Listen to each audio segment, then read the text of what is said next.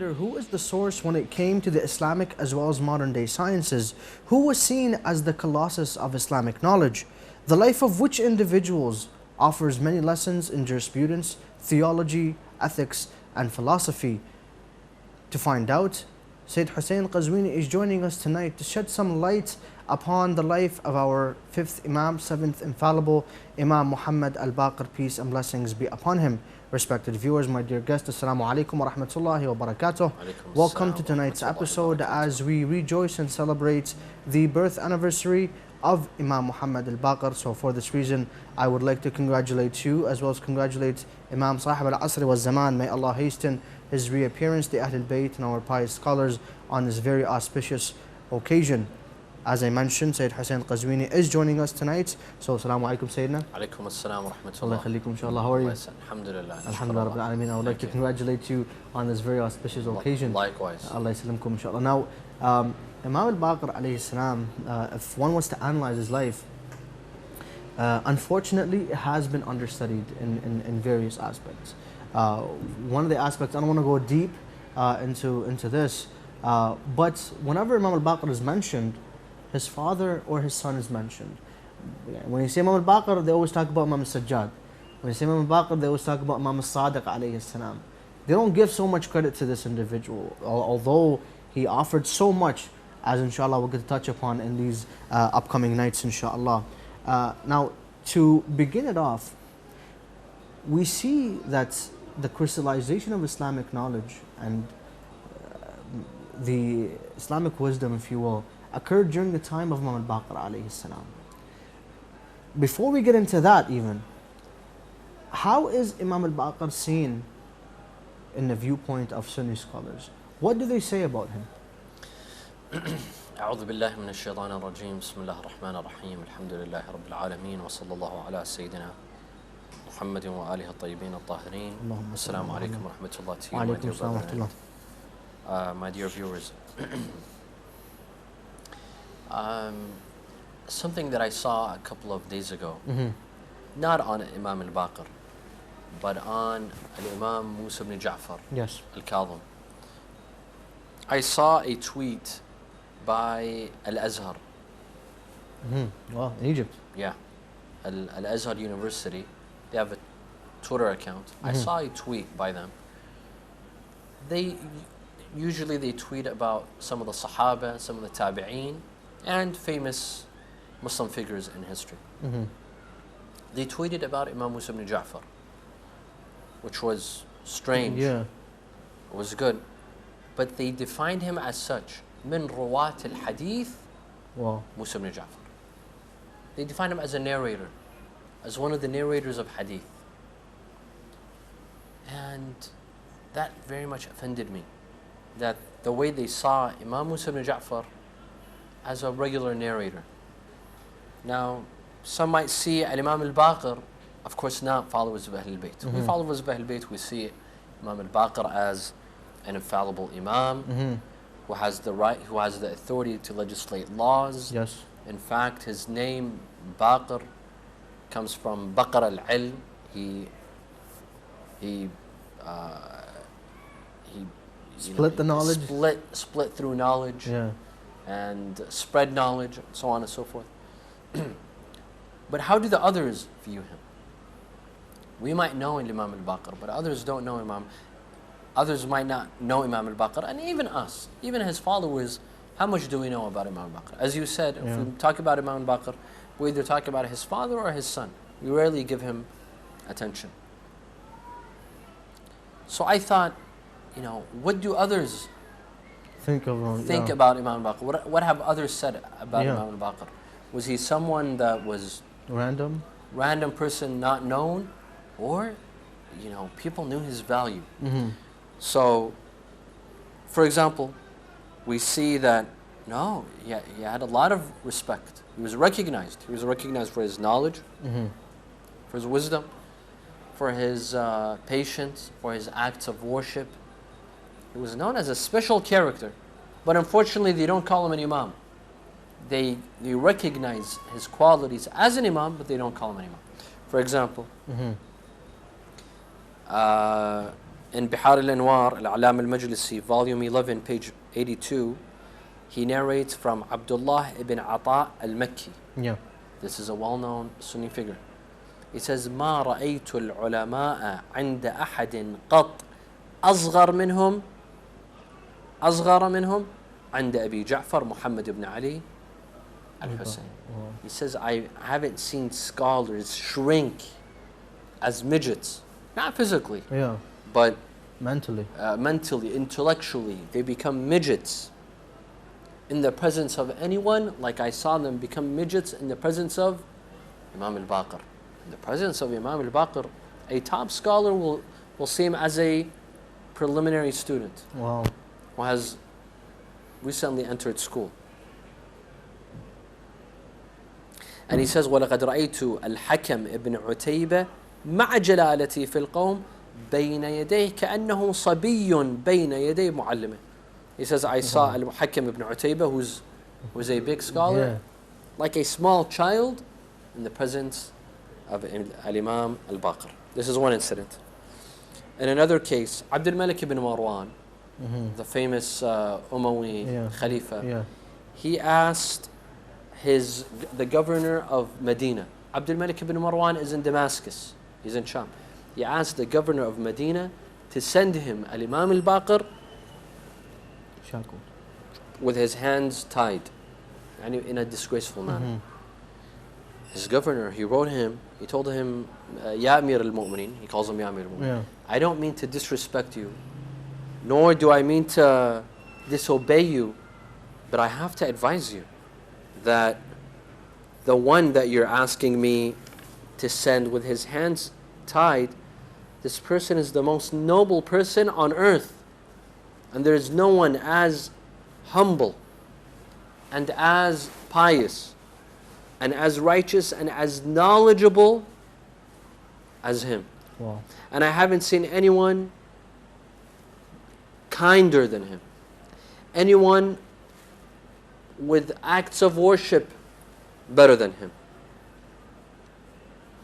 So I would hate for people to say that such a person, you dragged him to Damascus with his hand tied. This was the governor of Medina to the governor that was appointed by Bani Umayyah. Makes you wonder, I mean, such individuals, when they do recognize how great this individual is, Right. yet they persecute them, they do various... Wow. Hisham ibn Abdul Malik. Hisham ibn Abdul Malik is also one of the rulers. Khulafa of Bani Umayyah. He says, Wallah ma jarrabtu alayka kidhba. He tells him, I never caught you with a lie. Never. I never caught you with a lie. Ibn Abi al-Hadid al-Mu'tazili, the one who explained Nahj al-Balagha. He's Sunni, he's a Mu'tazili, he's not from the Ahl al-Bayt, he's not a follower of Ahl al-Bayt, he has nothing to do with Ahl al-Bayt. But look at what he says. كان محمد بن علي بن الحسين Imam Baqir سيد فقهاء الحجاز ومنه ومن ابنه جعفر تعلم الناس الفقه. He was the master of the jurists of Hijaz, meaning the Arabian Peninsula. And it was because of him and his son Ja'far that people learned fiqh. You know, there's a saying in Arabic that says, وَالْفَضْلِ مَا شَهَدَ بِهِ الْأَعْدَاءُ. That true virtue is said by the mouth of your enemy. When your friend praises you, you know, he could be, he might be flattering you. But when your enemy praises you, that's real praise. There's no flattery. He's not trying to flatter you. He's saying the truth. Right? Of course, Ibn Abi al-Hadid was not an enemy of Ahl al-Bayt, but he was definitely not one of their followers. Ibn Khallakan. Ibn Khallakan is a well-known scholar, and he has a book called Wafayat al-A'yan. It's a book of biographies of al-A'yan, famous people in history. He talks about Imam al-Baqir, and he says Abu Ja'far, Muhammad ibn Ali, Zayn al-Abidin, ibn al-Hussein, ibn Ali ibn Abi Talib, radiyallahu anhum ajma'een, al-mulaqab bil-Baqir. He mentions his name, his full lineage, and he says his title is Al-Baqir. أحد الأئمة الاثني عشر وكان الباقر عالما سيدا كبيرا. He says he's one of the 12 imams for the Shia, and AlBaqir was a scholar, سيدا كبيرا. He was a great person. He was a great person. This is in Wafayat al-A'yan, volume 3, page 314. Greater than this is what Ibn Hajar.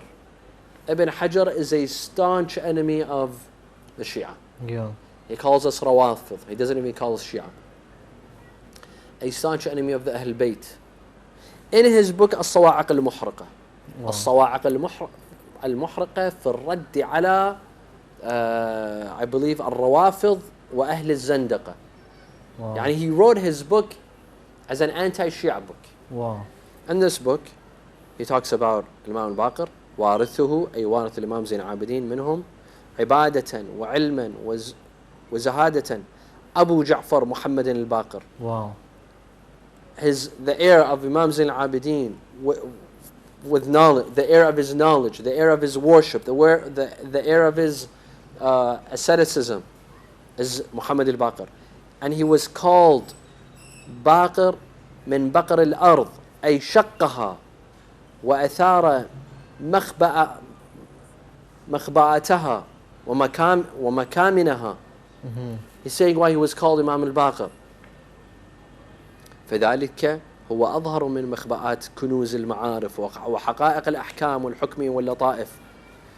He keeps on talking about his virtues. Of virtues. He talks about the virtues of Imam al-Baqir, about his knowledge, about his wisdom, about his acts of worship. This is an enemy of Ahl Bayt. This is an enemy of the Shia. And he praises Imam al-Baqir to this way. I mean, especially Ahl Bayt and especially Imam al-Baqir alayhi salam, even their enemies have to testify to their knowledge and to their devotion to Allah subhanahu wa ta'ala. Absolutely. I mean, just to add upon your point, I can't remember which book it was written in, but it was another Sunni source where Jabir ibn Abdullah al-Ansari, who Prophet Muhammad told him, you're going to meet the fifth descendant from my family, which is Imam al-Baqir alayhi salam. And you'll get to see his knowledge and stuff. I mean, he was very old, and it's mentioned that the fifth descendant of Prophet Muhammad, and it's unfortunate. Even the rulers knew that the fifth descendant was the truly rightful Imam. And of course they knew. But the fact is, you know, some individuals have their personal agenda and so on and so forth. But there are various other narrations in regards to AlBaqir alayhi salam. I can't remember specifically, but if you would like to shed some light upon that, that would be great. Narrations regarding how Imam al-Baqir alayhi salam, I mean, for example, one of the narrations really give us the tolerance of the Imam through his actions when someone called him Baqar, meaning in the Quran we have Surah al-Baqarah, meaning the chapter of the cow, and he came up to the Imam, called him a cow. Now the Imam, any individual now, either they would get offended and keep quiet, or they would, you know, act impulsively towards that individual. Yet the Imam was tolerant in that situation. Imam al-Baqir alayhi salam was known for several qualities, and tolerance was one of them. He was known for his tolerance, for his patience, for his piety, for his generosity, for his worship, for so many. You know, when we talk about his tolerance, you're right. This is a famous story. It's mentioned in several sources. In Manaqib al-Abi Talib by Shahr Ashub, in Bihar al-Anwar, al-Anwar al-Bahiyya, Mustadrak al-Bihar. Several sources mention the story. That a man from, he was a Christian. He was a Christian man, Kitabiyan. He saw Imam al-Baqir and he heard of him. He came in, he called him a cow. Anta Baqar. Baqar in Arabic means cow. Al-Baqir remained quiet, remained silent. He didn't return, you know, if it's us, regular human beings, when we're insulted, we return one insult with double. You know, not just double, 16 other insults. We don't keep quiet.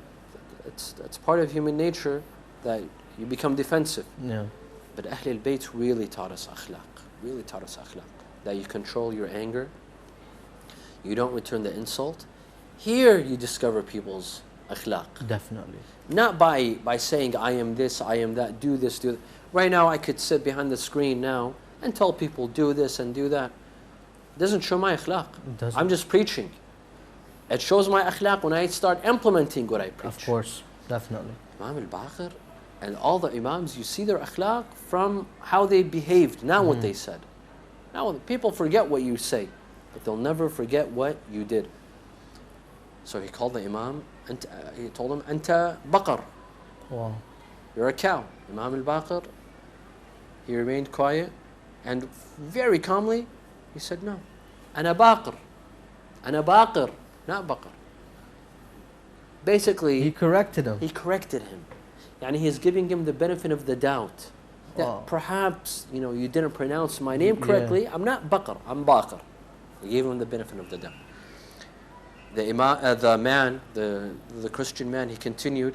He said, Anta ibn al-Tabbakha. Wow. You're the son of the cook, female cook. Your mother was a cook.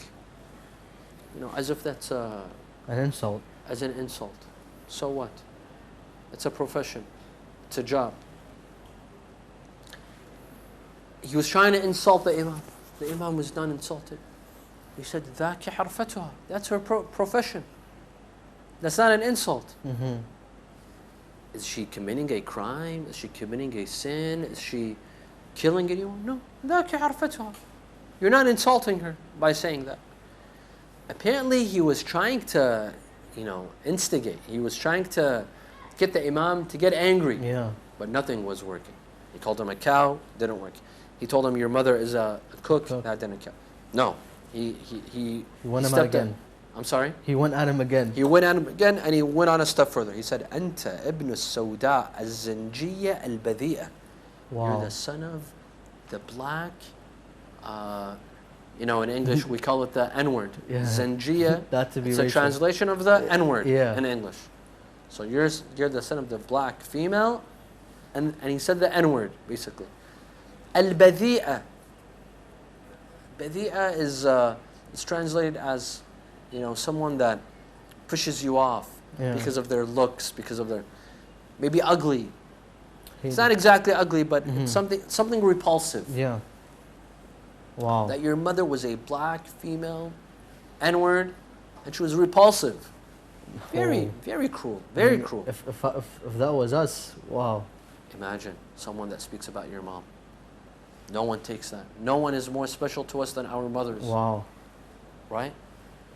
If there was anyone else, they would have gotten up, not just return the insults, but even Kill him. beat him. Yeah. Maybe kill him. Maybe physically hurt him. Yeah. Imam taught us a lesson. He said, if you are right, then may Allah forgive her. If she was repulsive, if you are right, may Allah forgive her. Wow. And if you're wrong, may Allah forgive you. Khalas. That was it. Come on. He didn't tell him, you know what, I'm going to kill you. You better watch your mouth. I'm going to send a gang to do this. No. If you are right, may Allah forgive her. If you are wrong, may Allah forgive you. Such a beautiful lesson. Such a beautiful lesson that we could take home. And then the narration says that the man became a Muslim. Wow. After saying this akhlaq from Imam al-Baqir, he became a Muslim. Shouldn't we learn this? Shouldn't we learn this lesson from the Imam? How many times do we get insulted? Oh yeah. Especially on social media. People on social media, you might see them in person, they're cowards. Yeah. But on social media, they become Rambo. They think they could say whatever they want, do whatever they want. They could make any comment. There might be presidents, top religious leaders. They'll go on their accounts and they'll make, offensive remarks. They think they're brave. Yeah. They're not brave. You're sitting on the phone. If you're really brave, you'll come and insult the person to their face. Anyhow, but it has its effect. When you're insulted, you want to return the insult, and so on and so forth. It really happens online. You see it on Twitter, on Facebook, on Instagram, on social media. Yeah. How beautiful would it be if we'd learn from the Imam? Oh yeah. That if what you're saying is true about me, may Allah forgive me. If what you're saying is not true, may Allah forgive you. What a beautiful, beautiful way to reply. And that's, I mean, that's an embodiment of what Allah subhanahu wa ta'ala says in the Quran. وَالَّذِينَ يَمْشُونَ عَلَى الْأَرْضِ هَوْنًا. And those who walk humbly on earth, وَإِذَا خَاطَبَهُمُ الْجَاهِلُونَ قَالُوا سَلَامًا. when the ignorant address them, they say the words of peace. And Imam al-Baqir put it beautifully in his action. But we'll continue the discussion, but after a short break. Inshallah. So respected viewers, do stay tuned for after the break. We'll inshallah continue our discussion revolving around the qualities, characteristics and merits of Imam Muhammad al-Baqir.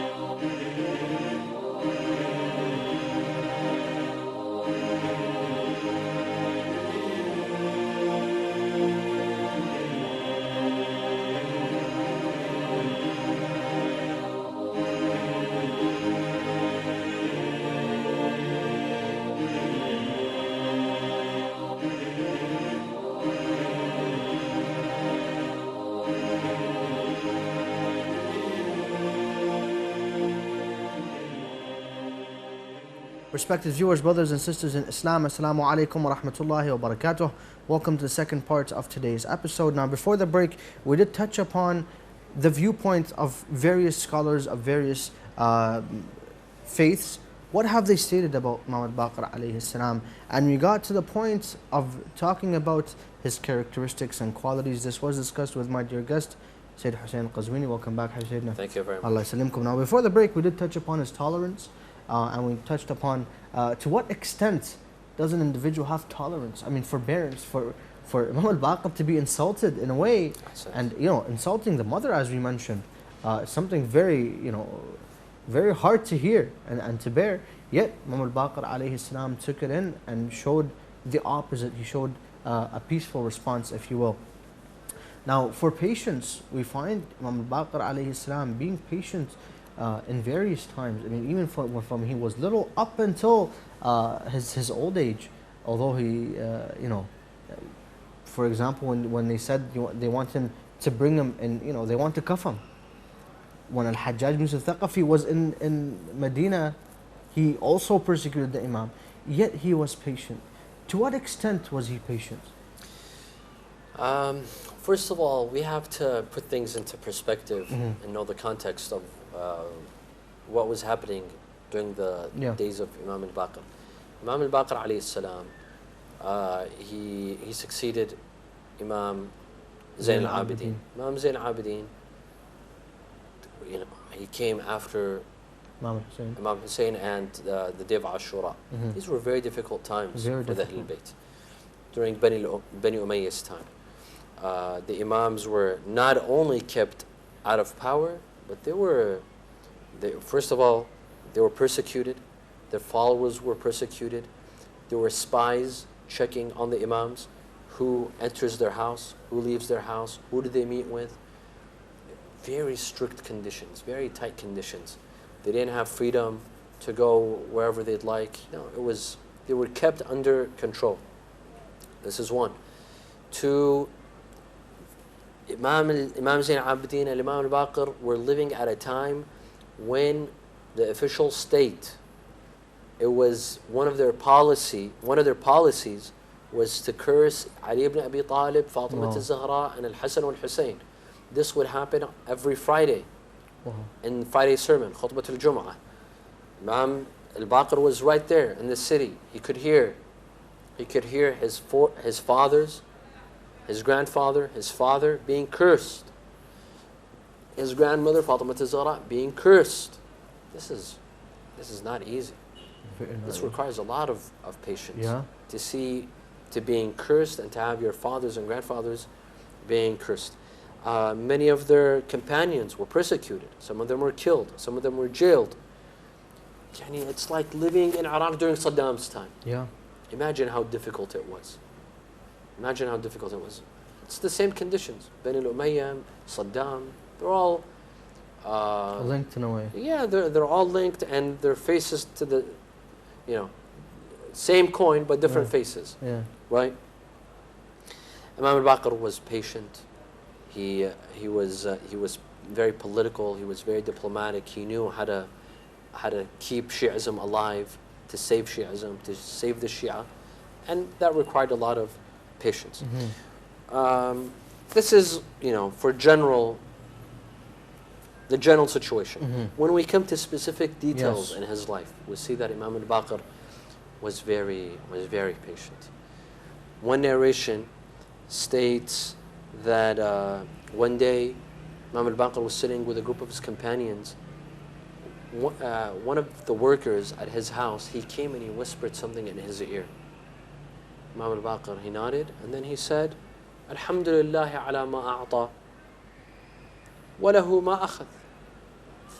Thanks to Allah for everything that He's given, and thanks for everything that He's taken. Tell them not to cry. Take him and prepare him for burial, and ask them to be calm. And tell the female slave, don't worry, do not be afraid, and you are free for the sake of Allah, because you were frightened. People said, what's going on? Thanks to Allah for what He has given, for what He has taken. Do not cry. Go prepare him for burial. What is going on? So they asked the one sitting, Imam AlBaqir, maybe he was busy talking or he got up. So they asked the worker or the servant of the Imam. They told him, what's happening? He said one of the female slaves inside the house of Imam AlBaqir was carrying his son, one of his sons. She dropped him and he died. So he said, Alhamdulillah, for what he's given and for what he has taken. Tell them not to cry. Tell them remain calm. And tell that female slave she's free. We're not going to punish her. Not only we're not going to punish her, we're going to set her free. This was his patience. This was his akhlaq. However, his son just died, say it. His son just died. His son just died and he's calm. He's calm. Khalas. He leaves everything in the hands of Allah. I just want to mention one thing about having slaves, because one of the Imam's attributes, one of his qualities was that he would free slaves as much as he can. Some might think, well, the Ahlul Bayt had slaves? Yes, because it was something very common. It was something very common in every household to have slaves. So I don't want my dear viewers to think... Was it in the same manner as everyone else would have a slave? I'm sorry? Was it in the same manner that everyone... Everyone had slaves. Everyone had slaves. No, but did they treat them the same manner as everyone? No, of course not. First of all, Imam AlBaqir, he treated his slaves like his own children. This is one. Not just Imam AlBaqir, but all the Imams. The ones who had servants and slaves at home, they treated them like their own children. They educated them, they fed them, they took care of them, and they would free them all the time. They would buy slaves, educate them, and free them. Because that was one of the ways that Ahlul Bayt could spread Islam. They couldn't openly have universities. They couldn't openly have classrooms. They did it through slaves. They would buy the slaves, educate them, take care of them. They were called slaves, but they were like children of the Imam at home. They would educate them, and then they would set them free and tell them, go and spread Islam. So I don't want people to think that, well, how could Ahlul Bayt have slaves? This was something very normal. Yes. It was something very normal that everyone had slaves at the time. So it wasn't like a taboo. But the Ahlul Bayt would free slaves. They would buy them and free them, buy them and free them. Why buy them? Because if they remain someone else's property, they will never be freed. So they buy them, educate them, and free them. Wow. Anyhow, in another instance, Imam al-Baqir, historians say, had a son that he really loved. He was young, he really loved him, and he became ill. Imam al-Baqir was very worried about him. He would come and visit him, until finally the son died. When the son died, Imam al-Baqir was at ease. Khalas. He surrendered to Allah. They were afraid to tell him, but when they told him, they saw that the Imam is at ease. He said, yes, I was worried about him, but now that he's dead, I surrender to Allah. Wow. This is the will of Allah.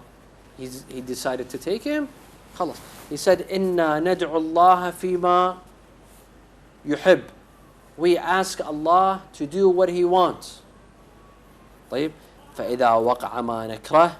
No, should be فيما نحب. إنا ندعو الله فيما نحب. We ask Allah to do that which we want. No, there's a typo here. That which we want, we ask Allah to do. Meaning, in this case, I ask Allah to cure my son. Yeah. فإذا وقع ما نكره. But if what actually happens is something that we hate, لم نخالف الله فيما يحب. Wow. We will not disobey Him in that which He wants. We want something, but if what happens is not that what we want, that means that's what Allah wants. Just a bit earlier, you did mention something regarding how generous the Imam was when you mentioned, freeing the slaves. In a way, generosity is not always giving money. In a sort of way where you mentioned the Ahlul Bayt alayhim salam, specifically Imam al-Baqir, would used to buy the slaves and then free them after educating them. Right. Now, in a sort of way, Imam al-Baqir alayhi salam was an individual who did not push back anyone that approached him. For example, today when someone approaches us and they're in need of money, we tend to either push them away or say that we don't have any of that to give you. You know what I mean? How did the Imam treat such individuals? First of all, regarding slaves, historians say that he would continuously free slaves. And once he had a family of 11 members that worked at his house. They were slaves. He freed them all at once. Wow. He freed them all at once. And right before his death, he had 60 slaves, and he freed 2/3 of them. Meaning he freed 40 of them, and he kept 20. He kept 20 maybe for Imam Sadiq and for the service of Imam Sadiq. But he continuously freed slaves. This was compassion. This was an Islamic attribute. فَكُّ رَقَبَةٍ عِتْقُ رَقَبَةٍ. The Quran encourages, free your slaves, free your slaves. And Imam al-Baqir did that. Among his qualities was that he would never turn anyone down. Whoever would come to the house of Imam al-Baqir for a debt, for a loan, for a grant, Imam al-Baqir would give. In fact, it was something that he took pride in, to help those that were around him, surrounding him, meaning friends, followers, some of the Shia, students. He supported them. In fact, he would tell his son Imam Sadiq. Imam Sadiq had thousands of students. Yeah. Imam al-Baqir told him that give money to your students. They're students of knowledge. They're seekers of knowledge. If you don't pay them, they're going to have to go to work, and they will not be able to seek knowledge. So give them money. Give them money, just enough for them to make a living, so that they don't need to go to work, so that they could devote themselves to seeking knowledge full time. This is generosity, to think of others, to think of helping others. In Medina, they say that Imam Sadiq would, Imam al-Baqir, most of his donations went to the people of Medina. In one narration, in Sharh Shafiyat Abi Firas, volume 2, page 176, that Imam al-Baqir spent on the people of Medina 18,000 dinars. 18,000 dinars was huge. You would buy mansions, huge mansions with this amount of money on the people of Medina, especially on Fridays. Imam al-Baqir, on Fridays, he would spend more than any other day. And he was known to say, "As-sadaqatu yawm al-jum'ah tudha'ifu al-fadla ala ghayrihi." Wow. على غيره من الأيام. Giving charity and giving money to the poor on Friday is more valuable than giving money to the poor on any other day. So Friday was his best day of giving. One day, one of his followers, he came and he complained to Imam al-Baqir that I don't make enough income, and my expenses are more than my income, and my friends don't help. And he was complaining. He wasn't asking. Yeah, he wasn't asking. He was just complaining to the Imam. Imam al-Baqir alayhi salam told him, indeed, a friend, you want a friend at times of need. As the saying goes, a friend in need is a friend in need. Indeed. A friend in need, when at times when you're in need and this person sticks to you, then he's really your friend. And then the Imam says, some people, they only know you when you're rich. Yeah. But when you're poor, they don't leave you. He was trying to sympathize. Yeah. He was trying to sympathize, and then he asked his servant to bring him a bag, a small bag. The bag had 700 dirhams. Wow. He gave it to the man. He said, take this as a gift from me, and if it ever finishes, come back to me. Come back to me and tell me. Other narrations say that his brothers as in followers, not his biological brothers, if they would come to his house, they would not leave his house hungry, meaning he would always put food in front of them. They would not leave the house without proper clothing. He would bring them clothing. You bring food to your guests. We haven't heard of anyone that brings clothing. He spoils his guests. And he gives them money. And he would be proud. He says, one of the things that I enjoy in this life is to do good deeds like this. This is one of my hobbies in life, is to help my brothers and to give them. Some people, their hobbies to travel, to visit every country out there, to visit all the beaches and all the countries with beautiful sights. Everyone has a hobby. Yeah. Imam al-Baqir's hobby is to help people. Wow. He says, I love life because I get to help others. Beautiful. This is beautiful. People say, I hate life. Life is evil. No. Imam al-Baqir, on the contrary, he says, if life allows me to help people, life is good. Yeah. Life is good. This life is meaningful. I don't hate it because I'm taking advantage of life to help people, to provide support. I mean, and one of the things that really do touch the heart in the life of Imam al-Baqir alayhi salam, as you mentioned, is the way that he treated everybody. But yet we find the other Imams, on the contrary, like Ali ibn Talib alayhi salam, who, used to not spend, yet we find Imam al-Baqir spending. Isn't that contrary to this? No. See, Imam Ali alayhi salam, first of all, each Imam had a special quality. Each Imam symbolized a special quality. They completed one another. This is one of the beautiful things about the Ahlul Bayt. They completed one another. For example, Imam al-Hasan al-Mujtaba, known for his generosity, right? Imam al-Sadiq, known for his knowledge. Does that mean that Imam al-Sadiq was not generous and Imam al-Hasan was not knowledgeable? No. Imam al-Hasan was just as knowledgeable as Imam al-Sadiq, if not more. Imam al-Sadiq was just as generous as Imam al-Hasan, but they completed each other. They took on different roles to symbolize different qualities. To mortalize, Imam Zayn al-Abidin is known as Zayn al-Abidin. What, the other Imams didn't worship? Yeah. No, but Imam Zayn al-Abidin, he took on this symbol. so that it becomes an example for others. So it doesn't mean that Imam Ali did not spend or he wasn't generous, but Imam Ali's circumstances were different. Imam Ali was in power. In power, you have to not spend, or spend less, not spend lavishly.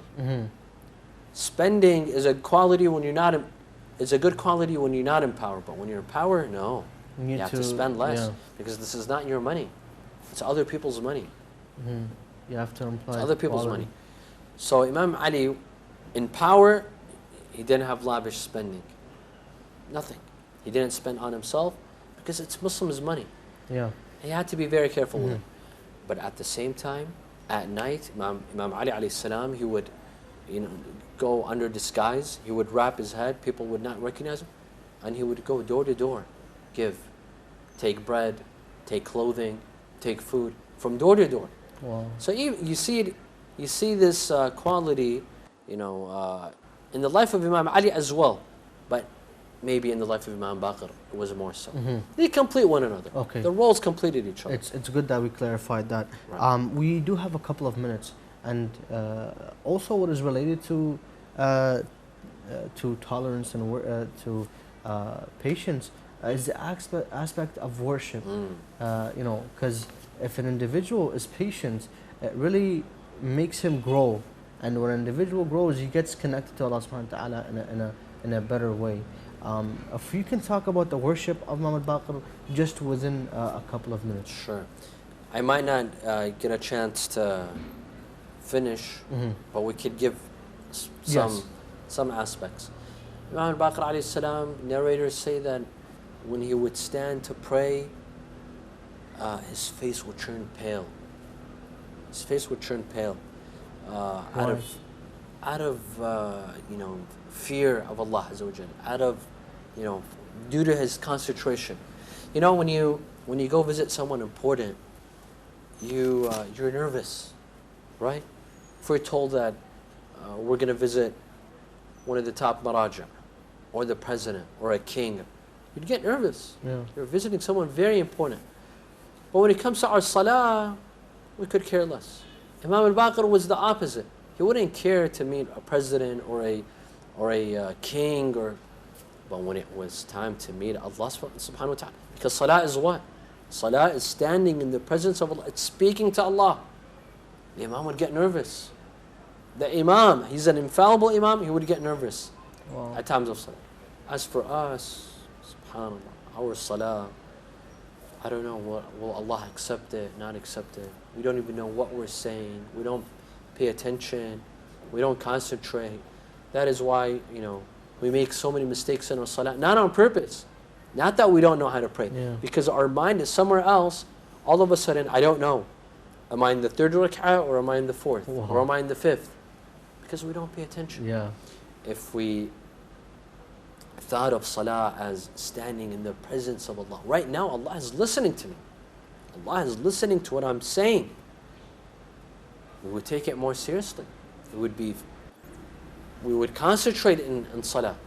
But when we don't realize what our salah means, we don't realize that Allah is watching and He's hearing, then we take it lightly. Imam al-Baqir alayhi salam would get nervous. He would get nervous.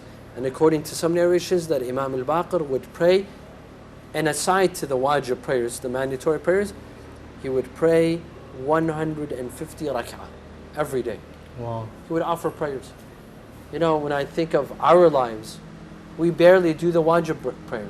The mandatory prayer, we barely do it. We barely do it. At 17 units, it's like a burden on our shoulders that we want to get rid of. Salatul Dhuhr, we'll pray it quickly just to get rid of it. Salat al-Asr, Salat al-Maghrib, to pray extra prayers, that is almost impossible. Imam al-Baqir would pray 150 rak'ahs extra to offer.